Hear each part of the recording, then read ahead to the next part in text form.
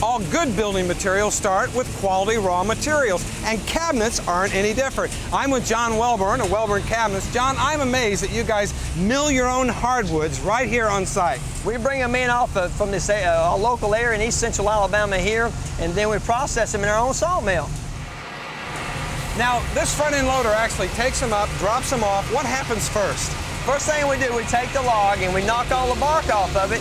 We grind the bark up so we can use it to actually burn this bark, to actually use it for heat later on in some of our other processes. That's what this debarking machine is. It actually hogs this bark off the tree. Then what happens next? Once the debarking process is done, all the bark is removed, it goes onto a main big head saw, actually saws the log up to the correct length, and then it goes to another saw where we actually cut all the planks out of this particular log. Which makes the boards that you make cabinets out of. Now, how many truckloads of wood do you go through a day here? Well, we generally do about 20 semi-truckloads of logs a day. That is amazing.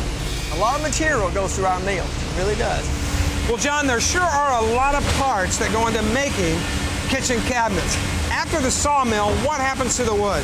Once the sawmill, we process the parts down, and by ripping the sides down, then planing the part down to get ready to make another part out of it. Now, ripping is just sawing the wood to the right width. Sawing it down. Planing is just making it the right thickness. That's correct. Now, this has been molded, right? It's been molded, shaped to actually get ready to make an actual door panel out of this piece. Now, the molding process is done in a molding machine in a separate operation, right? All that's been broken down where you see the molding's actually shaping this piece. They're ready for the actual door part. Now, the door really is the heart of a kitchen cabinet. That's what we're really looking at, a finished unit here. But what are the parts to a raised panel door? All your parts of the raised panel door, of course, is your rails and also your stiles, and then your raised panel. Well, this looks great. This is amazing, the detail on this. How do you get this so smooth? We use a diamond cutter to actually dimension this shape down, and then we do multiple step hand sanding to make sure that this waterfall edge on this particular door is done to a fine science. So it really is a lot of hand sanding involved, right? A lot of hand sanding to get that wood ready to be assembled. How do they go together? What we do now, we take and we also insert a center pin here to make that panel align in the center of that door, and then we lock it right in place, which is unique to our Welborn product. And then we put the top in here, and then we place the stile on the side. And this joinery is really designed so that this never comes apart, right? In other words, it's pretty tight. Yes, sir. Very tight, where the door will stay together for the lifetime of that kitchen. And then we insert the final other side of the door, and the door's together. Now, one of the most important steps in making a good-looking kitchen cabinet is the finish. I'm really amazed at how smooth this finish is. It's almost like a piece of furniture. How do you get a finish like this, John? That's right, Steve. What we had to do here, we had to do a lot of hand sanding on our door, which actually prepares that wood for a staining process. That's what they're doing right here now. We're actually spraying the stain on. We're hand wiping the stain to get it into the grain of the wood. It allows the beauty of the wood really come through.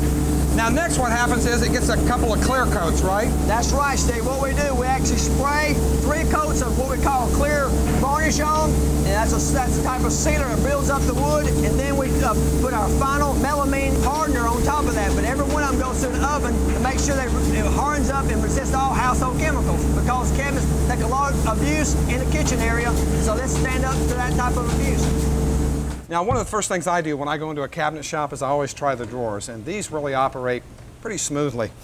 What's the secret to building a good quality, strong drawer? Again, you start out with solid wood material like we do our doors. We have solid wood door material for our drawer parts. That's 3/4 inch. That's 3/4 inch. Also, we featured a French dovetail joint, which gives you a sturdy furniture-like side joint. You don't have to worry about this coming apart. No, sir. This is for the lifetime of that drawer. Now, the bottom of this isn't particle board. This is actual. That's a real plywood. Yes, sir. It's a strong, sturdy plywood. Yes, sir, it is. Well, it looks like you make a pretty good cabinet. When shopping for cabinets, here are some great tips to make sure that you get a product that's well constructed. First of all, the finish. There are a lot of options for cabinets for finishes. You want to make sure that you get a finish that can withstand the harsh environment of a kitchen. This cabinet, for example, has an 18-step finishing process. You want to make sure that you ask the manufacturer what types of tests they put their finishes through to make sure that you get a durable product. Second, check out the drawers. The drawers are one of the parts of the cabinets that get the most abuse. Make sure that it operates freely and that it has good solid wood components. Next, check out the cabinet doors and the face frames. Make sure that they're made of solid wood. And also, make sure that your cabinet has at least 3/4 inch adjustable shelves. All these things will add to the look and value of your new house.